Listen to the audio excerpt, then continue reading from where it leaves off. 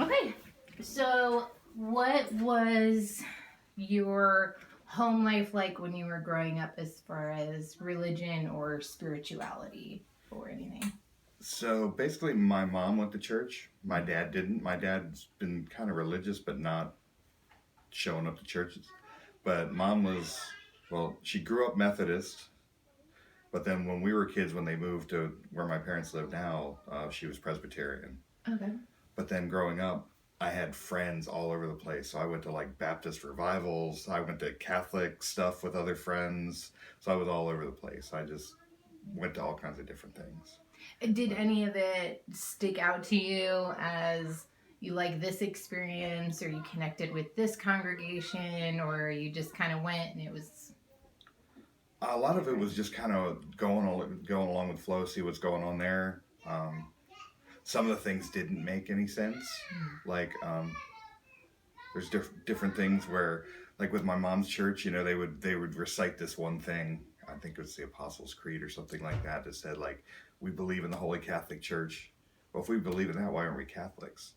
And it was like different stuff like that. It was like always in my head. I'm thinking about all that stuff growing up. But then, there was good stuff in everyone, and there was also stuff where you're like, well, that doesn't add up. So it was always kind of like that kind of question. so when did you learn about the LDS Church?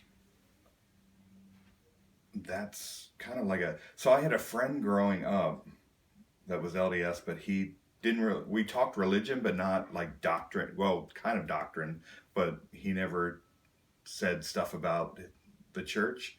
And, we just had discussions. But then really it wasn't until I was 26. Yeah, 25, 20. I think it was 26 that I met my wife, started dating her, and then went to institute with her a couple times. She didn't want me to go because Heather had a bad experience where someone had like joined the church, investigated the church just because of her, and then after that didn't work out, then they just kind of went away. So she didn't want to do that again. Yeah. So I kind of like drug her into it, and I wasn't even realizing I was doing it. I was just like, well, what's this? What's this? And you know, there was a Book of Mormon laying on the table at Institute one time. I was like, well, how do I get one of these? She goes, here. I was like, isn't that stealing? She's like, no, they're free. It's all right. You're good to go. Stealing. Stealing scriptures, nonetheless. Yeah, I think that's like a double bad there. That's pretty bad. That's pretty bad. She's like, nope, you're good to go. All right.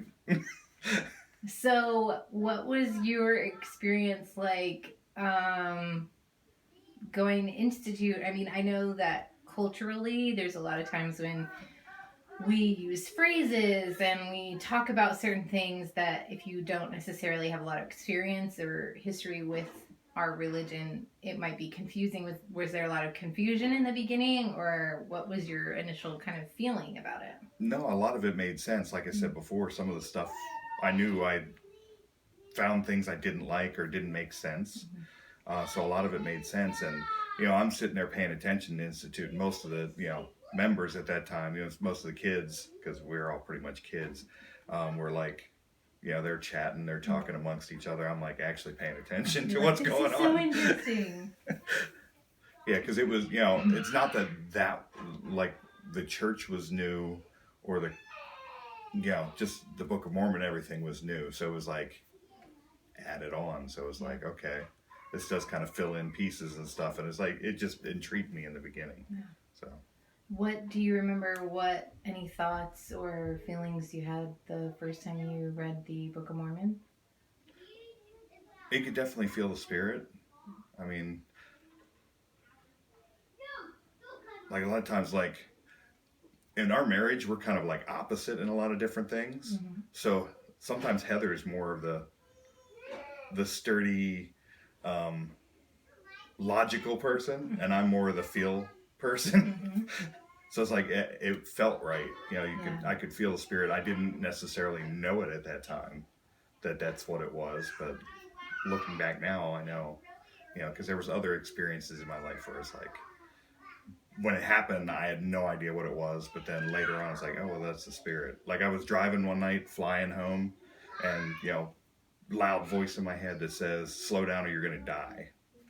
So I slowed down, and in the next corner I went, tapped my brakes, and it just locked, the whole car locked up, spun around, hit a bank.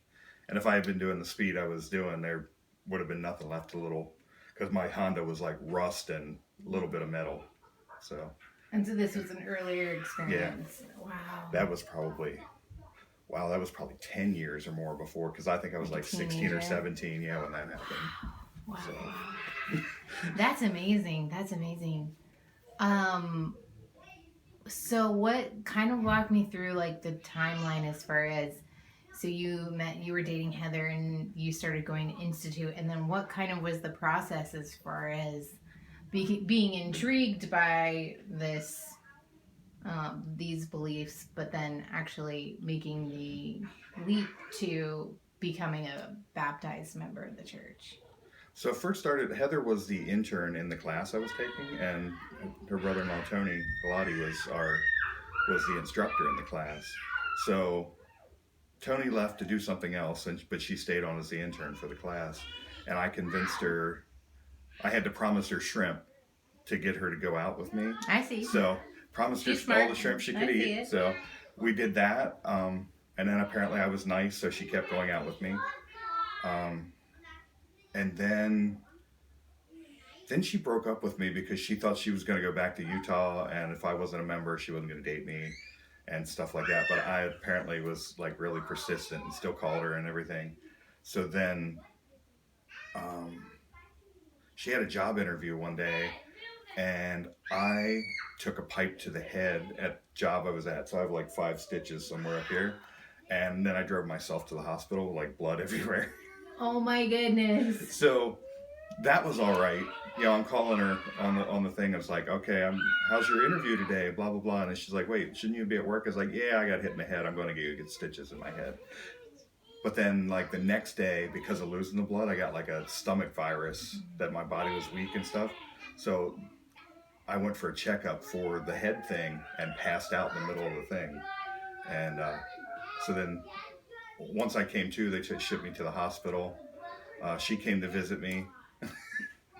And I was like, okay.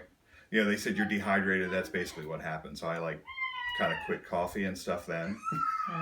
Because so it was like little steps that led to it. Mm-hmm. So then I think I went to Institute once or twice before that, because this all happened like our first date was like beginning of November, and then we were engaged by February. Okay. So, and I was baptized on Groundhog Day that February. Oh, cool. So, what happened next? So it wasn't long after that, or did I miss a part?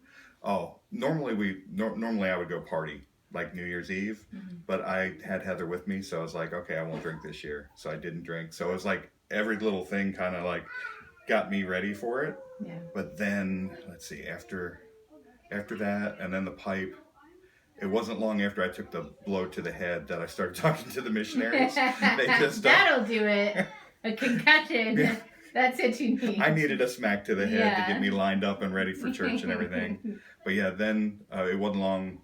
Like I think it was only like once or twice I went to Institute, and then we started the missionary discussions, and it's like they had me pray like I think I did like closing prayer like the first or second time, and then it wasn't long. It was like the first or second little thing with the missionaries that they said, do you want to get baptized? I was like, I think I do.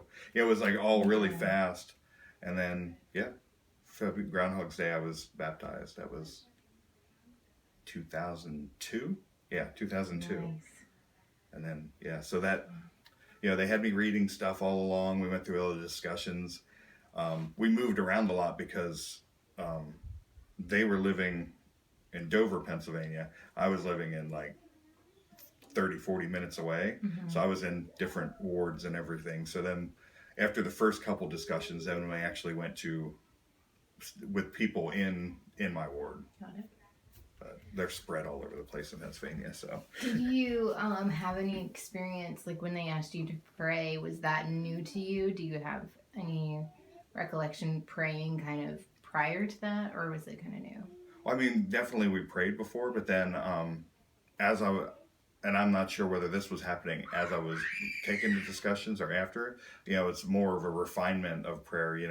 Would addressing Heavenly Father differently. A lot of times people just say Amen at the end of a prayer. They weren't saying it in Jesus' name and stuff like that. So some of that was just like refinement of prayers done before. And why. And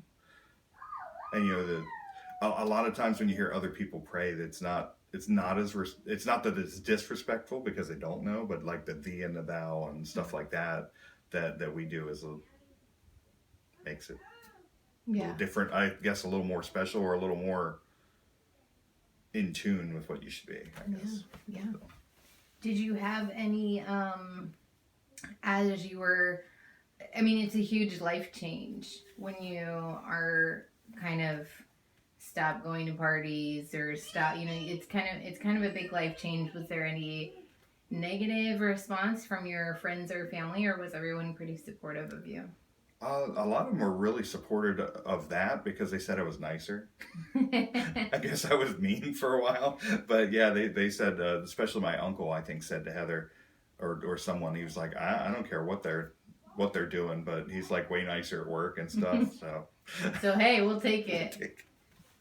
But yeah, and really, taking the blow to the head really helped. The coffee and everything else, it just put it in motion. Yeah. That's so funny. That's so interesting. So, really, my biggest question, the one I always try and like end off with, is really just how your understanding or knowledge or relationship with Jesus Christ changed from before you became a member of the church to like after your baptism, and what that kind of looks like for you, and who the Savior is for you personally. Let's see. So it definitely got deeper. Like there was a much greater understanding, and it's continually growing. But it's much before it was more of just like prayers are still like a conversation for me a lot, but it's deeper. I guess the Savior is more real now. It's not that he wasn't real before, but it's like there's like a closer connection now. There's a more of a bond, especially once we started going to the temple and we got like priesthood stuff, and like there's just been so many different experiences in my life that made it that much more real since I've joined the church. Because he was always there, obviously, because like the car crash story and all that, there's things that have put me in places where I needed to be, but now it's like I can recognize it more because I know where it's coming from. Yeah. Like my grandparents were sick. Well, not sick, but they had cows. My granddad was sick. So now looking back, it was promptings from the Spirit. I would just show up and like the cows were loose. So I'm helping with that. Or I was there. My granddad had mini strokes, so he would talk to you and just like, boom, just drop over in the middle of like a conversation. I was there for every single one. It was like, because I followed the promptings, and it was, all those things, things that even, that didn't happen when I was a member of the church. Looking back after I joined the church, it was like, okay, that was the Spirit telling me I needed to be here now. Yeah. There was like so many of those things that once I was a member of the church and could like, people were recognizing they're helping me recognize things that I had known all along, but just didn't have the, I don't know, cognizance, whatever, to see where they're coming from. Yeah. So that's pretty amazing. It's kind of amazing to look back on your life and realize just how involved heaven is in your life, when really, you feel like you're doing this all by yourself, and then you look back and you're like, oh my gosh, hey, I'm not doing anything. I'm just along for the ride sometimes. Seriously. Wow. Yeah. So, if you have anything that you want to talk about or share, like if there was something could bear your testimony, or if there was a certain thing that you would like say, you know, I would want my kids to remember this, or I would want youth to remember this about missionary work or sharing the gospel or the temple or going to church or anything that you have a feeling about. I just think it's a really special opportunity that we have to. I mean, I've grown up in the church and I've never known what it's like not to have the gospel in my And life and the spirit. And if there was any words that you wanted to share about anything. I will bear my testimony that I know the church is true. There's just been so many evidences in my life since I've joined, and like I said before I joined, that, you know, that let me know when I was on the right path, when I was on the wrong path. And, you know, the missionary work is so important. So I definitely want both of my boys to serve missions, and any youth that should. I mean, everybody comes back with experiences of the missionaries I know that just affect their lives in so many ways that they don't even see. And then while they're out there, they're affecting lives. This is kind of another story. One of the missionaries that first started teaching me was in a band. He was a bass player because he couldn't sing. He was an awesome guy though. Elder Tregascus, I think was his name. He was in a band, was supposed to go on tour with the Gin Blossoms, I think. Like, they were that big enough, they were going to open for the Gin Blossoms. So this is obviously a long time ago. But he was packing his stuff, getting ready to go. Was pulling drawers out, and his Book of Mormon was there. He popped it open, started reading. It's like, I can't do this thing. I have to fix things. So he basically got himself together and went on a mission. He was one of the missionaries that taught me. So it was amazing. But there was I had a lot of really cool missionaries that, you know, not that they fell away from the church, but there's like, something drew them and made them end up in my path, I guess. And it was like, the friend I was talking about that we used to have discussions with, when I joined the church, his dad was our stake president. So that was pretty cool too.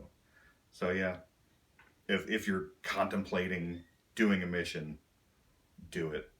Or if you're not contemplating, Start contemplating. Yeah. And if you're young, get yourself ready now. So, I mean, you never know what knowledge you're going to need, or when you're going to need it. Like, even say you're in middle school and you come across a friend that's having some trouble, you might be able to fix it then if you're in the right spot. So make sure that you're in the right spot and you stay there. Yeah, absolutely.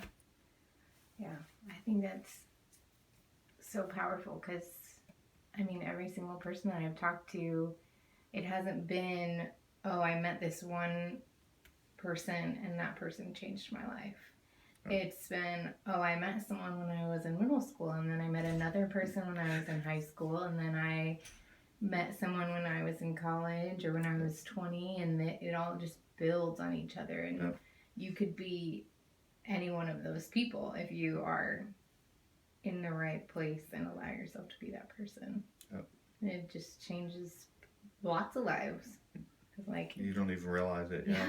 I mean, just the fact that, I mean, I don't know how many baptisms Eli's done for my family since he joined the church. Like, I know, let's see, I was baptized for my grandfather, the one that had the cows. Eli was baptized for my other grandfather. We baptized for my great grandmother. I baptized Heather in the DC temple for that. We did like all the initiatories and everything. I think Eli did the baptism for my grandmother, the one that had the cows. My other grandmother, I don't know if we've done her yet, because she just died within the last couple of years. So if we haven't, she's due. And if we have done it, then yeah, Eli got to do it. So it's cool to get to see your kids do that, you know, because I'm one of the few people in my family that actually care about genealogy and stuff like that. Like the other ones care, they think it's cool, but it doesn't matter as much. But I remember all the different stuff, and then like I'm scanning all these pictures that other people's like, I've never seen that picture. Or, hey, that was Christmas in like 75. Like I think I was a baby, but there's pictures of them. Oh, I got this toy that year. That's so cool. So I can put those in, and it kind of brings the family together, even if they're not going to join, or not going to join till much later. It's like you said, it's like the steps. I'm one of those pieces that might get them there someday. That's amazing. So it's cool. Well, thank you. Thank you. No problem.